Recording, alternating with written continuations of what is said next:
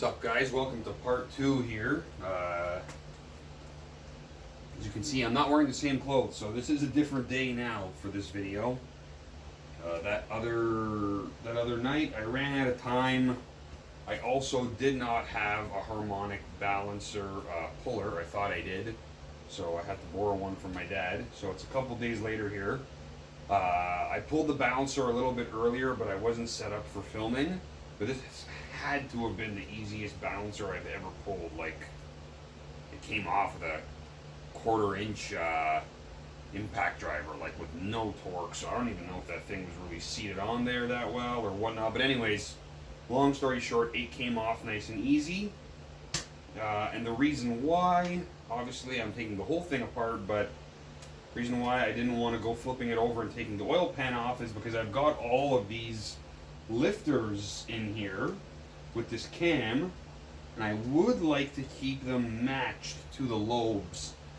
With this being a hydraulic flat tappet, it's pretty important. Gonna find out what this cam is hopefully in a little bit, or at least be able to pull it out and find some numbers off of it. But if it's something semi-desirable and I can maybe either use it for myself or someone else might find it useful, these lifters could potentially be used again on those exact lobes. So we'll keep going here. Now, one thing I did not mention, and maybe you've noticed, but if you've never taken apart one of these engines before, the teardown, at least, can be done with very basic hand tools. You know, I'm using this Milwaukee electric ratchet, which I love.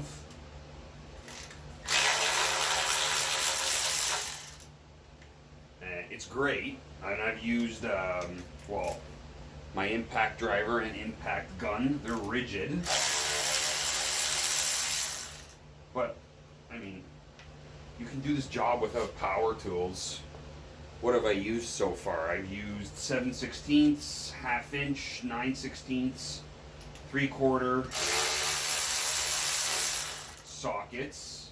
I believe it was 1 1/4 inch for that harmonic balancer bolt, 3/4 for the head bolts,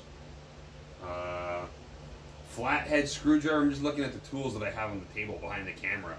Flathead screwdriver, a hammer, a breaker bar, a big pry bar in case you got to pry up on the intake like I had to. But all basic hand tools take one of these things apart. So that's, oh, and the harmonic, so really, yeah, the only specialty tool so far would be that harmonic balancer puller.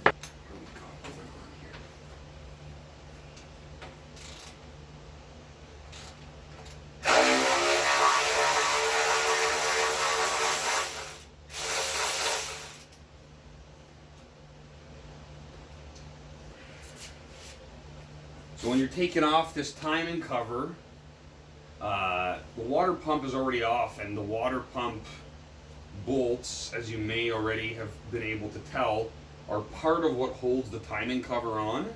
And then you've got 1, 2, 3, 4 more bolts in the front, and then you've got 2 more that are in the pan rail.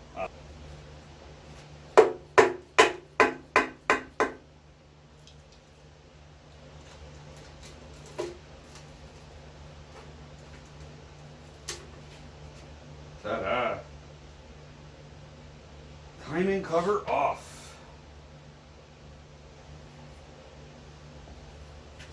So now we got the timing set here.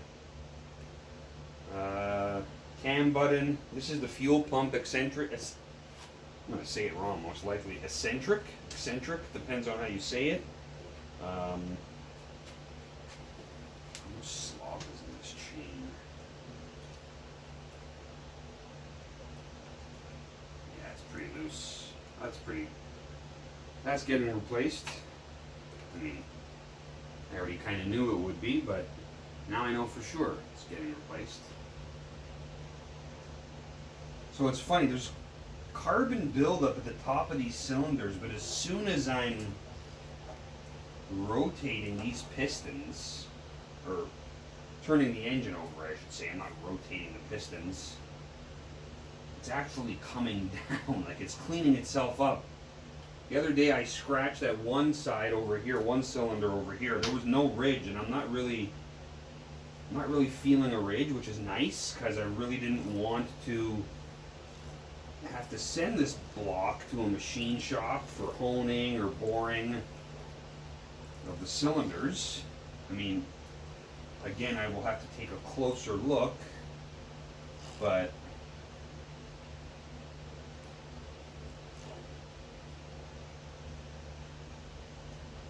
so let's just see.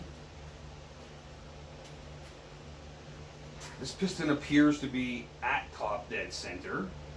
I just watched it come up, stayed there for a little while. Not going to be 100% accurate possibly, but I'm just going to get a set of calipers here. I just want to see how far below the deck these pistons are, because part of my plan is to reuse the stock bottom end, right? So I'm just for curiosity's sake, for when calculating compression and whatnot, it's nice to know that. So we're looking at roughly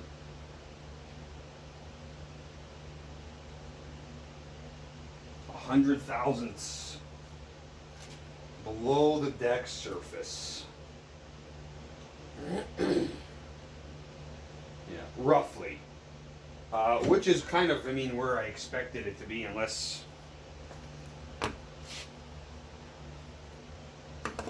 we found an aftermarket piston that was a high performance piston.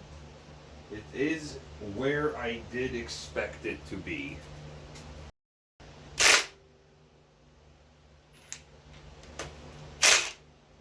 All right.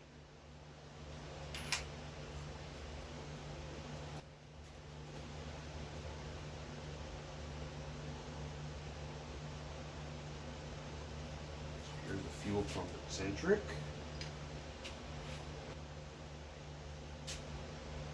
So, just a word of caution. There is a little key in the cam here, a little Woodruff key.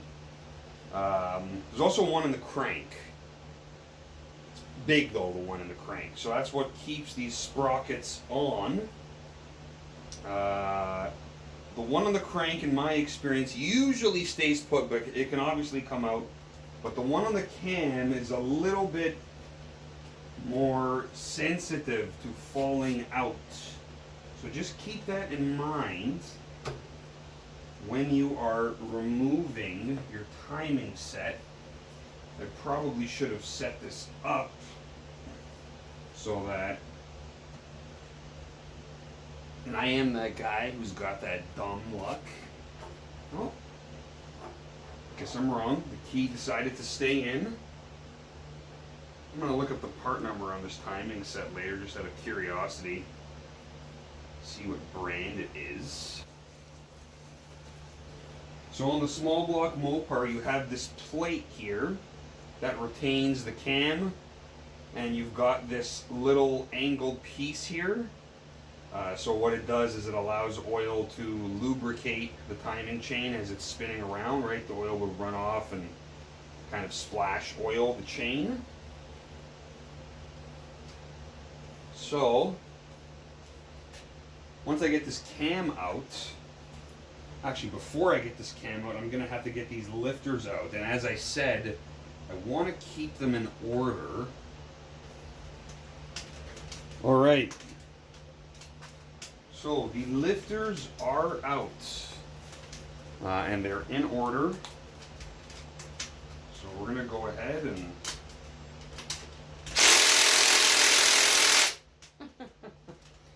remove this cam retaining plate. Alright.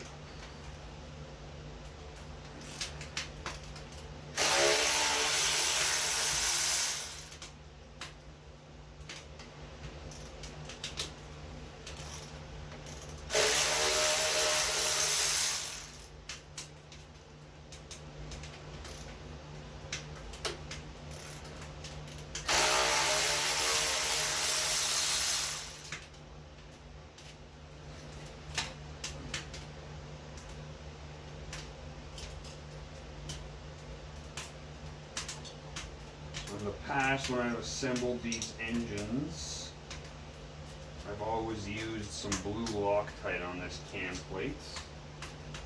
I'm sure I will do that again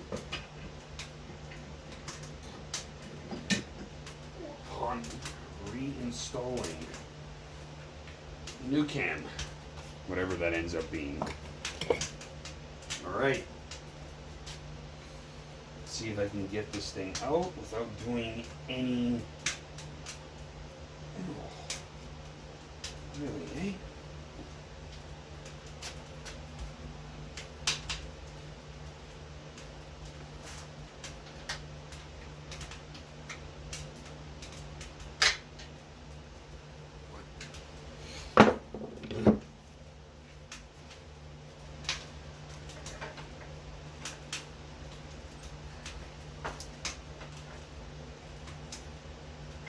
Yikes. It's in there pretty good.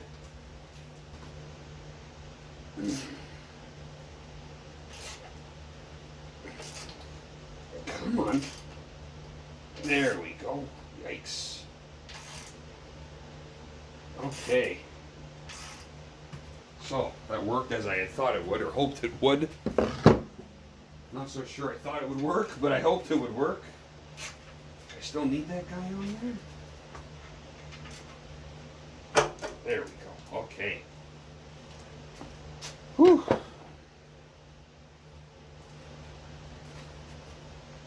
Let's see.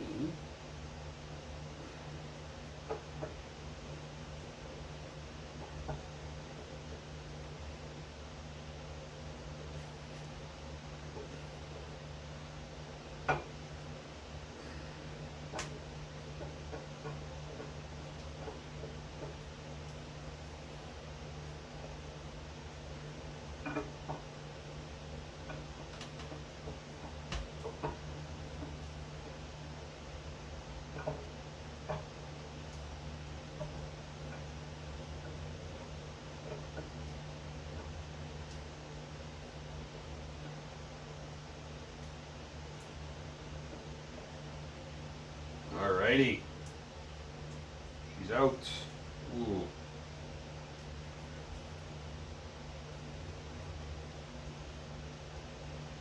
Yeah, these cam bearings might have to be replaced. Damn.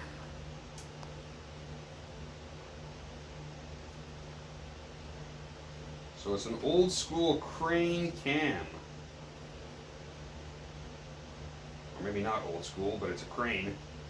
HMV-260-2. And then the bottom of it says 69-32-94. Gonna have to look that up.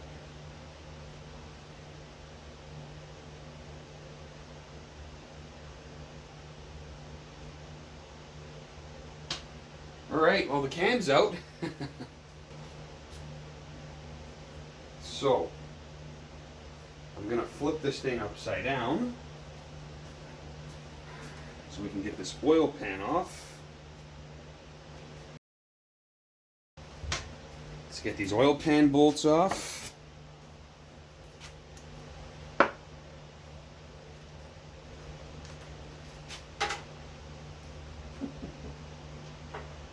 They're 1/2 inch. That's what I thought. That's what I thought I grabbed, I should say.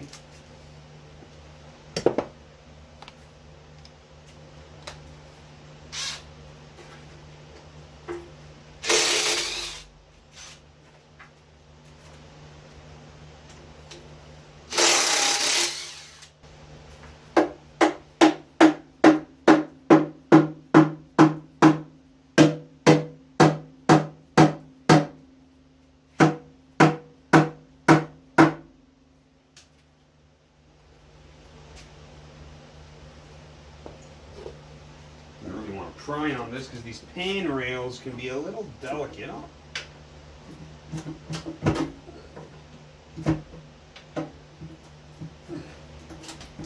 There we go. Seems to have done the trick. Nice. Yeah. Windage tray.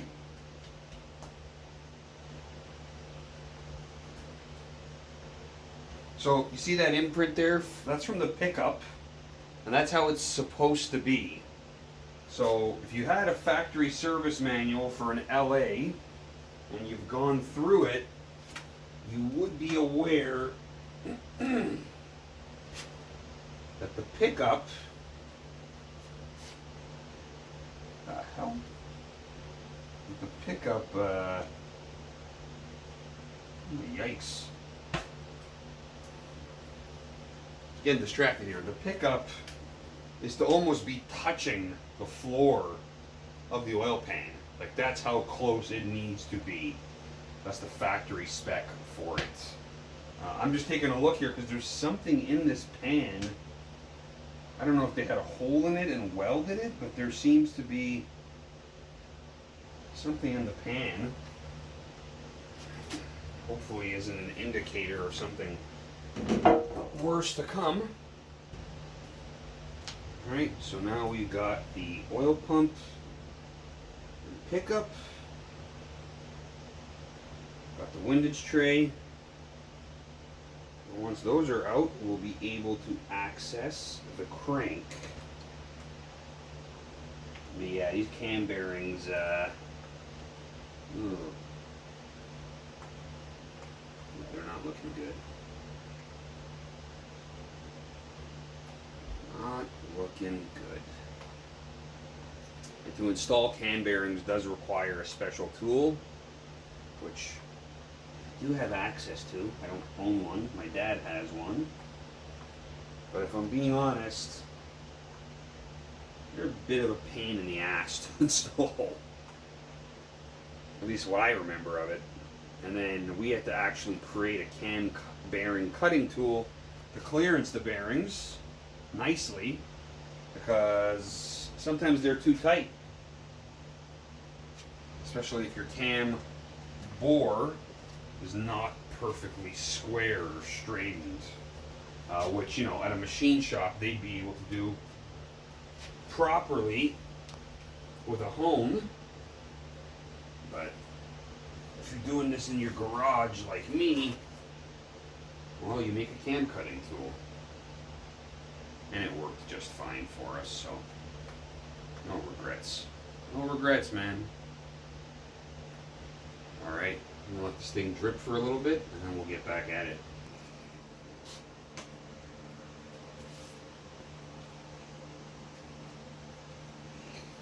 Alright.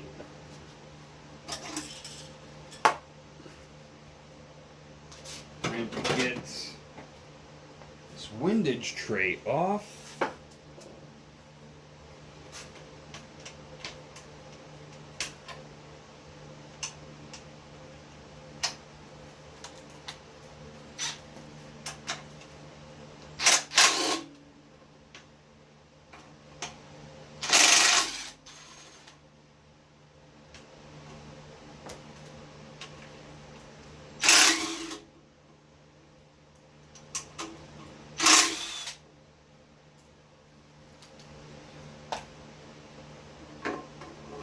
The last 360 block that I built, I did a whole bunch of oiling mods to it.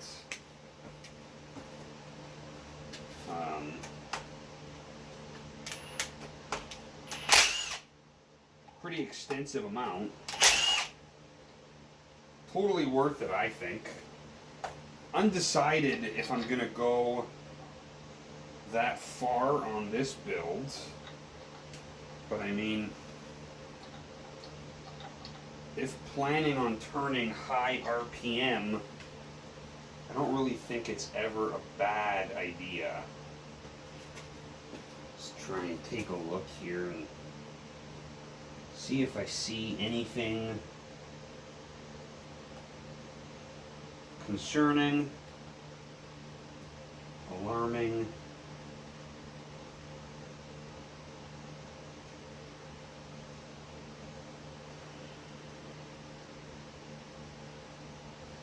I mean, I'm kind of inclined to think that overall this engine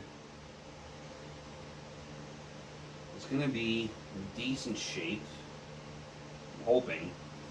just for the fact that it was very mild and it's already been out or apart for a rebuild. It's got 30 over pistons in it, so at some point in its life cycle, it had a 30 thousandths overbore done with factory replacement style pistons.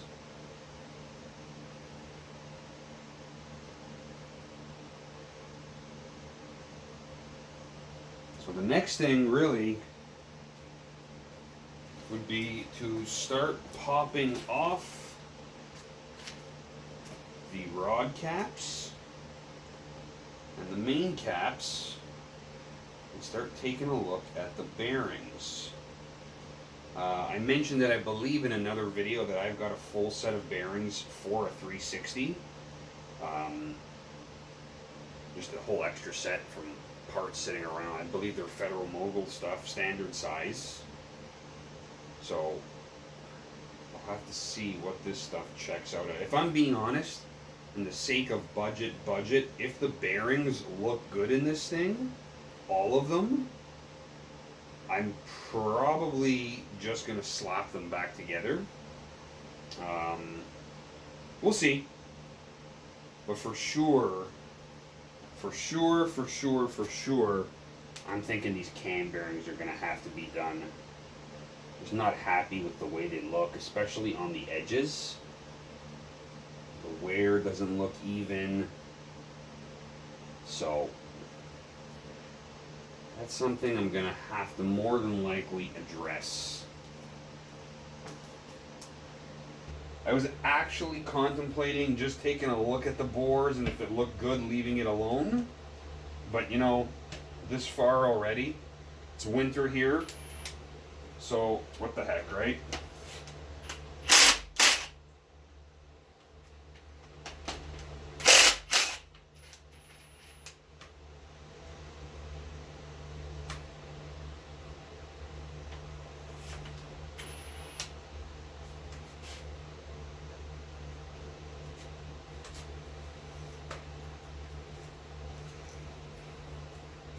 So you do the rods first because you want to be able to spin the crank to get to each rod throw, right? So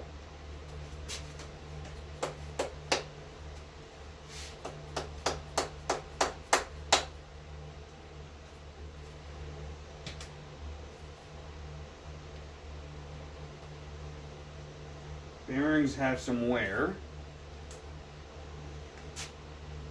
Not sure if you guys can see that there, how close this is getting. That bearing's got some wear. Not too bad, but could use some replacing. Alright.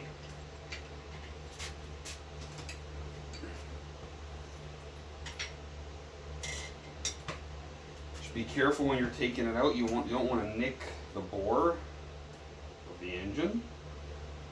But there it is. And a cool feature, in case again this is your first time ever doing this, a cool feature, at least while the pistons are on the rods, you'll know what cylinder they're from because they're labeled. So right here it says cylinder number 1. Hopefully I'm getting that in the frame. You might not be able to see the number, but they are labeled. Which is nice. And the bearings only go in one way. So again, kind of hard to screw that up, but something to be aware of. Okay. And there she goes. So that's for one cylinder. I'm going to spare you guys all of that agony of watching that. I'm going to take the rest of these out and then we'll move on to the main caps. Alright, so all of the rods and pistons are out. They all came out pretty easy. It just gets a little bit tough when I got to the top of the cylinder there, because again, that kind of that ridge of carbon buildup. So now I'm going to take off the main caps, and very similar to the rods, they are numbered. So it's pretty difficult to screw it up putting back together unless you're not aware of which cap is which. But number 1 is at the front of the block, and you've got 5 caps in total. Number 5 is a big cap, and it houses your, well, the oil pump bolts onto it, and your rear main here. Number 3 is, if I'm not mistaken, where the thrust bearing is. So let's go ahead and zip these guys out.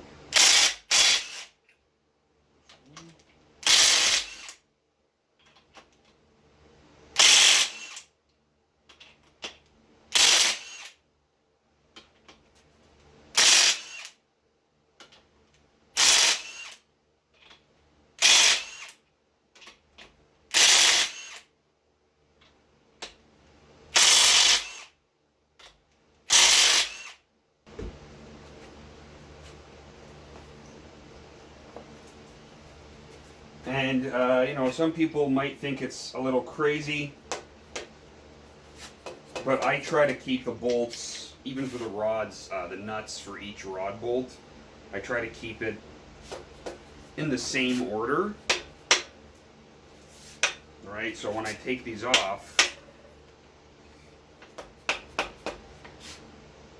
I will be trying to make sure they stay in the same spots.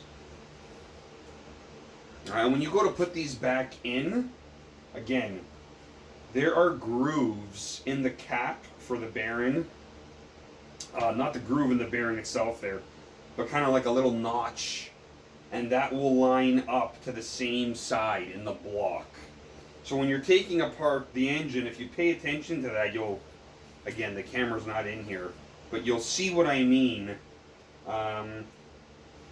So it's kind of hard to mix things up that way.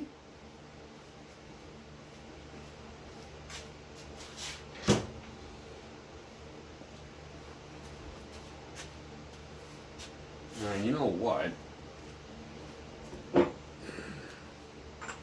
See if I can turn this crank still.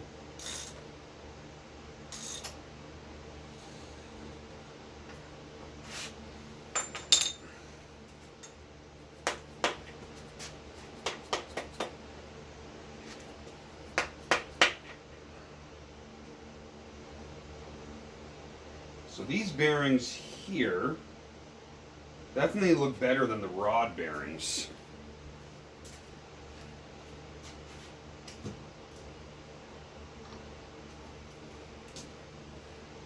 The rod bearings, there were quite a few of them. Yeah, so number 3 is your thrust. But as I was saying, the rod bearings, quite a few of them.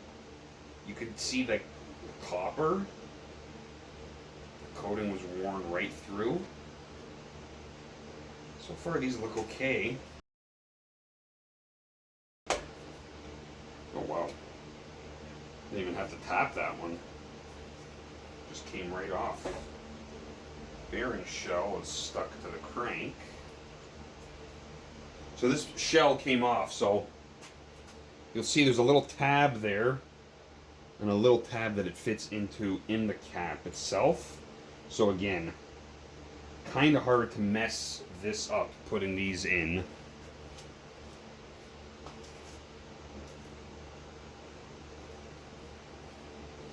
But we are human and mistakes do happen, so pay attention.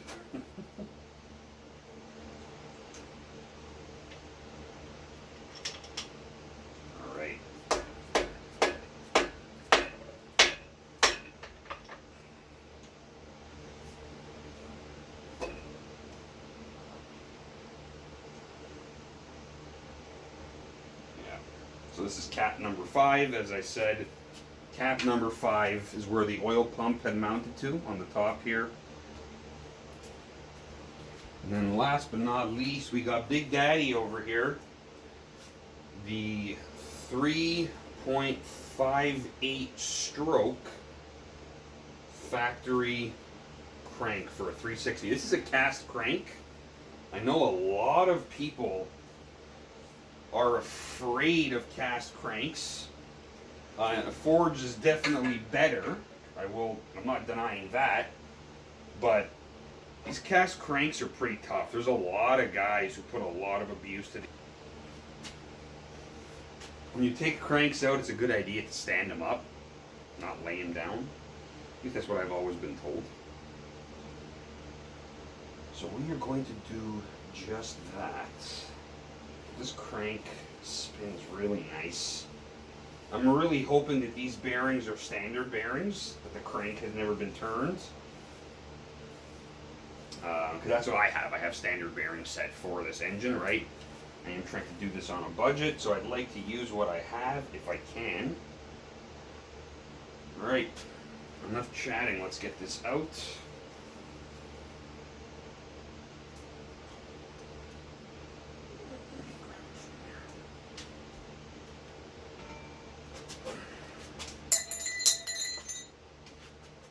There go some bearing shells. Some sort of stamping on here that's not factory, which is fine. It is what it is.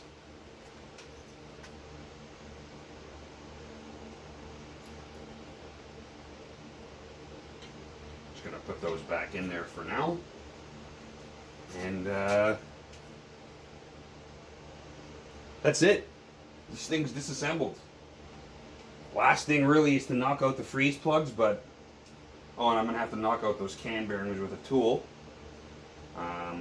But hopefully you guys have seen from these videos that it's not as bad as you might think to tear into one of these yourself. Pay attention when you do it. Try and mark down where things go. Write it down. Take pictures if you need to. There's nothing wrong with that. There's no harm in that. You can never be too careful. I am no engine builder by any means. So if I can do it, you guys can too. Anyways, I'm going to stand this crank up, get something else to put it on so it does not fall, and catch you guys in the next video where I give you an update on what kind of shape things are in terms of all of the parts that just came out of the bottom ends, and decide from there what parts we need and what we don't. Peace.